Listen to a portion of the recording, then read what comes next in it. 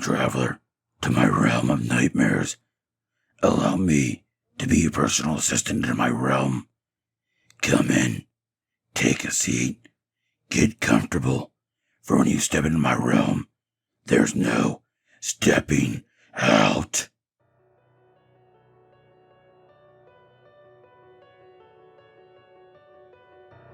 Legend tells of a truck like no other. It's clear as glass, except for the red glow from its headlights, and the smoke and flames that bellow from its stacks. The reason why it's clear is because the truck is made of the very thing that ended it long ago. I think I might be getting a bit ahead of myself. You see, the truck is made of ice. You really don't ever want to see this truck coming your way. Many of great drivers have lost their lives from encounters with the ice truck. Many others have gone straight to the nut house. I'm getting ahead of myself again. Let me start from the very beginning, how the ice truck came to be in the first place. There once was an old-timer ice road trucker that had himself quite the reputation, but not the good kind. See, he was ruthless, evil, and vindictive. Get what I'm saying? He was a bad man. We called him Old Man Winter. He'd run drivers into the snow just for the fun of it. Drivers had even said he would get on the radio and taunt them while laughing hysterically. Luckily, no one had lost their lives from his antics. One day, a young rookie joined the ranks of the ice road truckers. We just called him Rook. He was very arrogant and wanted to make a name for himself. He wanted to climb the ranks as quick as possible. He was a good man, however, and kept focusing on what he could do to earn everyone's respect and land himself a top spot. That's when he heard about the things Old Man Winter had been pulling on the other drivers. He then started to formulate a plot on how he could take on Old Man Winter. One day, things just so happened to fall in place, and Old Man Winter and Rook were heading face to face on one of the worst parts of the ice road. This was the moment. They both lined each other up in a sadistic game of chicken, neither one willing to back down or give in to the other. As they approached one another, they both made the split decision to swerve. The mirror of the trucks made contact with each other and are ripped from the trucks. Rook, having faster reaction time, was able to regain control of his truck and slow to a stop along the snowbank. Old Man Winter wasn't so lucky, unfortunately. His truck ended up getting lodged in the snowbank on his side of the ice road. The wreck created by the speed and impact of the two trucks caused the ice to crack and give way directly under Old Man Winter's truck, causing his truck to sink, taking him with it. Rook was so upset over what had happened, he retired as a driver that day and moved south into the U.S. Rook had no idea what hell he had unleashed on the remaining ice road truckers out here. You see it now. The ice truck and its driver are none other than the spirit of Old Man Winter, destined to roam the ice roads, seeking revenge on the one who sent him to his icy grave. Without Rook around, the ice truck is now on a never-ending mission, leaving nothing but death and destruction in its wake. The drivers that have survived the encounter with the ice truck and have not ended up in the nut house speak of seeing the red glow of the headlights and seeing the dark cloud of smoke and fire coming from the stacks, followed by a roar that only something straight from hell could produce. It also brings the worst winter storms you can imagine. It's easy enough to survive the encounter. 1. Just get out of his way. 2. Don't make eye contact with him as he passes by. 3. Always be prepared to spend some time out on the road after coming in contact with the ice truck. Many of the drivers that didn't survive, we found frozen to death right in the middle of the ice road. I'm not talking like regular cold frozen either. I mean like flash frozen, truck and all, with the look of sheer terror on their faces. The drivers that ended up in the nut house were kind enough to get out of the way, but still looked him in the eyes when he passed by, drove them completely insane. There are also some who made it through the incident fine, but their trucks were frozen solid, and they were ill prepared. They succumbed to frostbite and/or starvation. I'm telling you this story to try and keep you from becoming another one of his victims, and maybe be able to save your life one day. Part 2. The day started like any other out here on the ice roads. My name is Breaker19. No, that's not my actual name. It's a CB call handle. Anyway, my given name has nothing to do with this story. I was sitting in a diner, enjoying my lunch, when I was approached by another driver. This was going to be a large run. It was coming to the end of the ice road as the ice was starting to thaw, and we had to get these loads delivered to the village that are only accessible during the ice road seasons. It was going to be a small convoy. I'm fairly young, but quite experienced with this type of run. Because of this, they had given me the lead spot in the convoy. I wasn't worried. I was confident in my abilities to perform the job at hand. As I mentioned earlier, I was approached by another driver in the diner. He was going to be part of the convoy making the run. I figured he wanted to discuss the run. He is a much older man. We call him Old Timer. This is his CB handle. The story he shared with me chilled me to the core. It was actually more of a warning than a story. I kinda laughed it off, but I could tell he was dead serious. He also had this fear in his eyes. He did remind me, however, that I needed to plan for the worst case scenario out on the ice. After I finished my lunch, I went to the local supply store to gather everything I needed to survive the harsh cold should we encounter any bad weather on the road. Forecast was calling for clear skies for our entire run, but the weather is unpredictable and can change in the blink of an eye. Once I had everything I needed, I went out and got it all loaded in my truck. Some of the other drivers poked a little fun at me for bringing so much stuff. They were saying things like, "You pack for a trip like my wife. Where's the kitchen sink?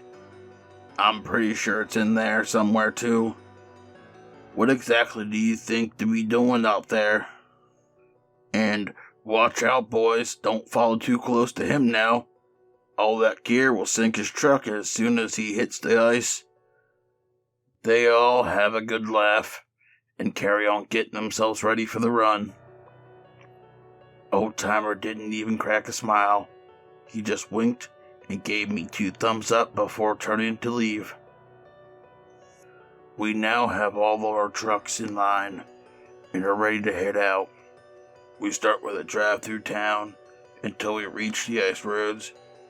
We were all laughing and having a good time on the radio up to this point. Now it's time to get serious. It's time to get on the ice road. Going from the pavement to the ice is one of the toughest and scariest parts of the ice road, due to the ice being the thinnest. In the wake that is caused by the weight of the truck getting on the ice can be pushed against the solid ground, causing the ice to crack and give way, especially when it's thinning out. We all made it out on the ice just fine, and we're making our way towards our destination. If you're not used to traveling the ice road, it can be very unnerving. You can hear the ice cracking and popping even over the sounds of the engine. Even worse is the sound of the water sloshing around under the ice.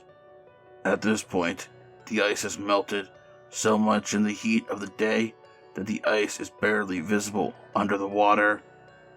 It looks as if you are literally driving on the ocean. As we continue our drive, day gives way to night, and conditions get even more hazardous as it becomes even harder to see the actual ice road under the water. Paying so much attention to the conditions, I barely noticed what was coming our way. In the distance, I can make out 2 red glowing dots and flames coming from higher up with black smoke billowing out. Behind it was a wall of snow and ice for as long and high as the eye could see. I squinted trying to make out the truck, but all I could see was the outline of something. I tried to radio to the other drivers, but all I could hear through the radio was static. All of a sudden came this hysterical laughter blaring through the CB.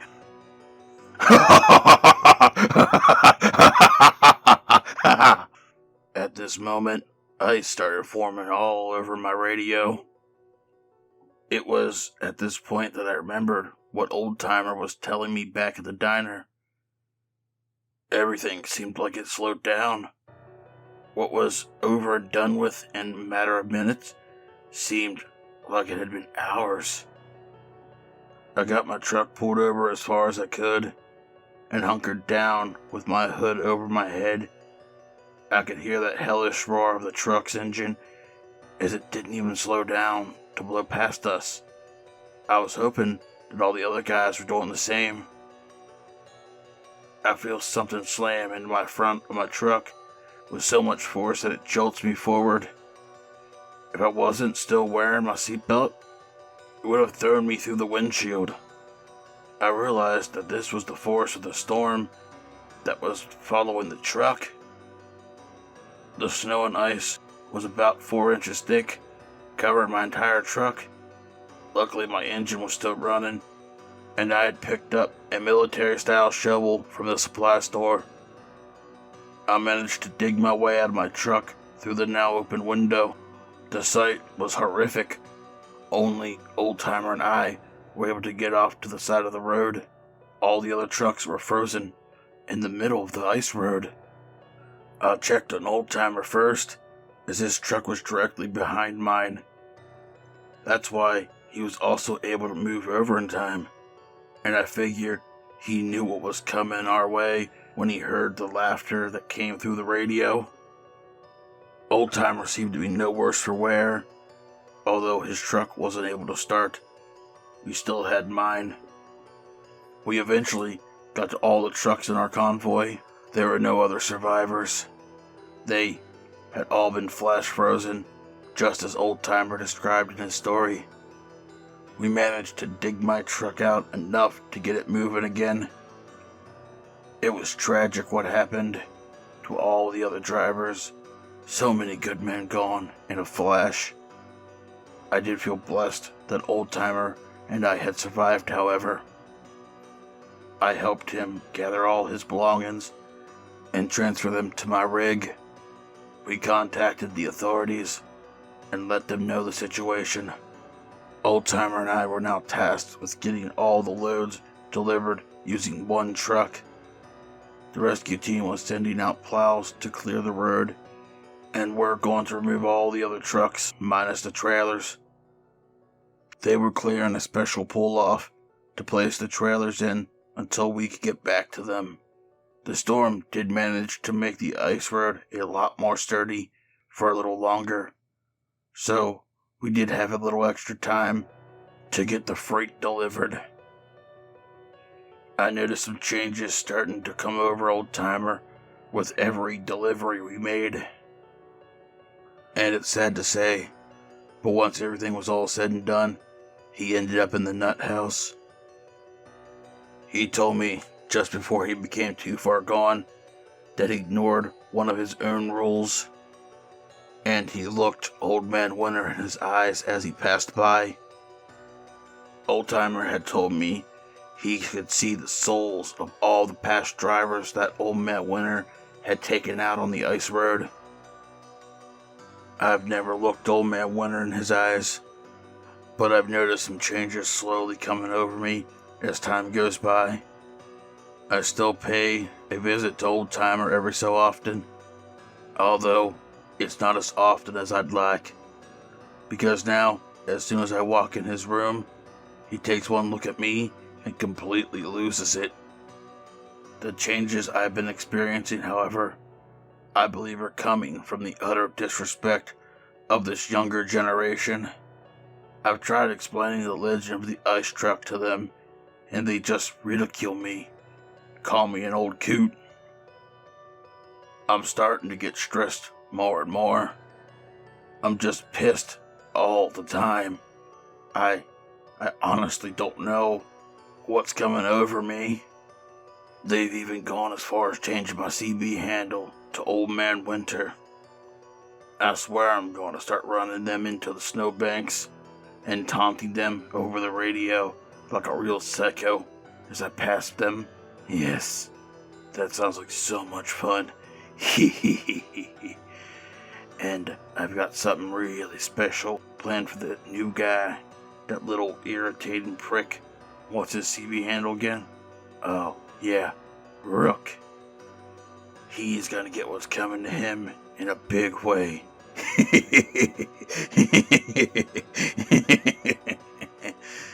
Just you wait, Rook.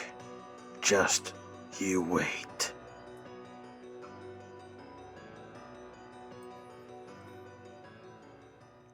Tonight's stories were The Legend of the Ice Truck and my experience with the ice truck. Both of these fantastic stories were written by my good friend, Breaker19. If you'd like to check out his channel, the links will be in the description below. Also, I now have merch. If you would like to walk around representing my realm and gather in me new travelers, the links will be in the description below. Also, I want to say thank you to my Patreons, 242 Reads, Rendo Calrissian, Pam, Silverthreads, Sethathan, The Midnight Bard, and Hair-Raising Narratives.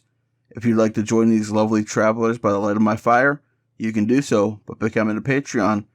Your support is always appreciated, but never expected. But as always, once you step into my realm, there's no stepping out.